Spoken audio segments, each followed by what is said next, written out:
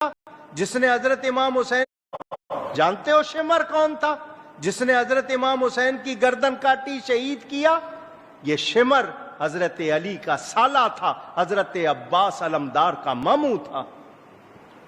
اگر رشتہ داری کی بات کرنی ہے تو پھر ادھر بھی بات کرو، اور ذہن میں رکھنا کہ بیٹے کی خرابی کی وجہ سے باپ پر الزام اونچی۔ کل میری گفتگو ہو رہی تھی جناب عباس پہ، ایک گوشہ خالی رہ گیا تھا اور وہ پہنچانا بڑا ضروری میں سمجھتا ہوں، اور وہ بڑا غلط العام ہو رہا ہے، اور جو بچے آج کل ریسرچ کر رہے ہیں ان کے لیے وہ بڑا مشکل پیدا کر رہا ہے کہ کربلا میں شمر ملعون نے عاشور میں ابن زیاد کی طرف سے ایک امان نامہ دیا تھا، اور وہ امان نامہ تھا حضرت عباس اور حضرت عباس کے بھائیوں کے لیے، اور اس امان نامے کی وجہ یہ تھی کہ شمر جو ہے اس کا تعلق حضرت عباس کی والدہ کے قبیلے سے تھا۔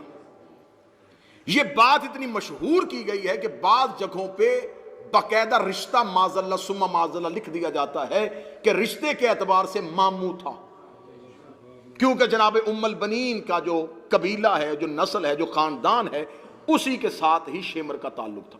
پوری ذمہ داری کے ساتھ، مکمل منبر کی خطیبانہ دیانتداری کے ساتھ، شمر کا تعلق بنی کلب سے تھا، عباس مولا کی ماں کا تعلق بنی کلاب سے تھا۔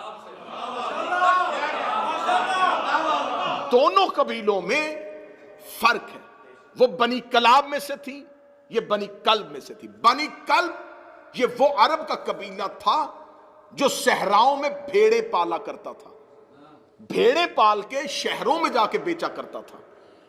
شمر ملعون کا تعلق بنی کلب کے ساتھ تھا۔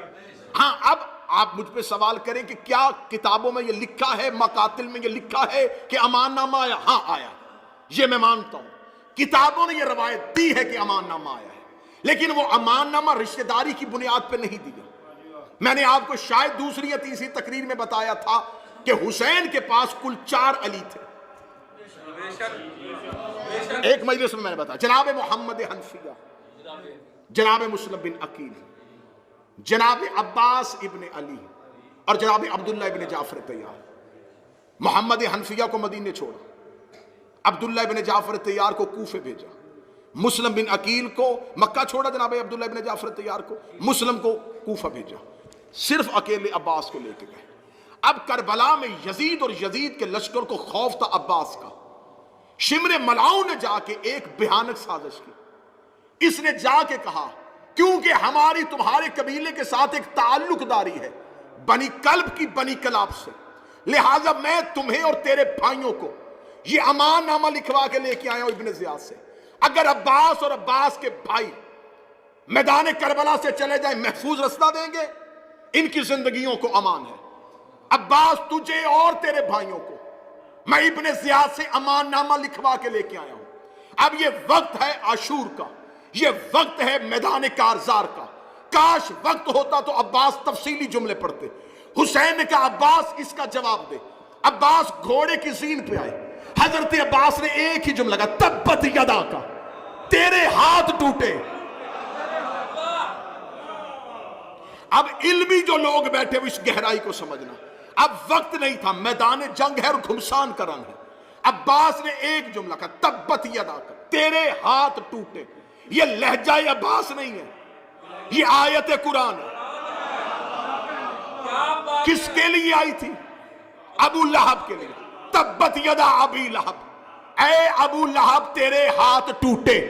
ابو لہب کا آج بھی تاریخ مغالطے میں ہے کہ ابو لہب رسول کا چچا تھا، لیکن ابو لہب رسول کا چچا نہیں تھا، پلا بنی ہاشم میں تھا لیکن خونی نہیں تھا۔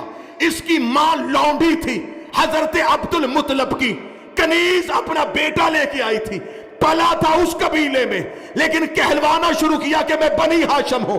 خدا نے کہا تبت یا تیرے ہاتھ ٹوٹے۔ یہ جملے ابو طالب کے لیے، ابو لہب کے لیے آئے تھے کہ ابو لہب بیٹا کسی اور کا ہے، پلا کسی قبیلے میں ہے۔ عباس نے وہی اللہ کا لہجہ استعمال کیا، اے شمر تیرے ہاتھ ٹوٹے، تو بیٹا کسی اور کا ہے، نسبت کسی اور سے دے رہا۔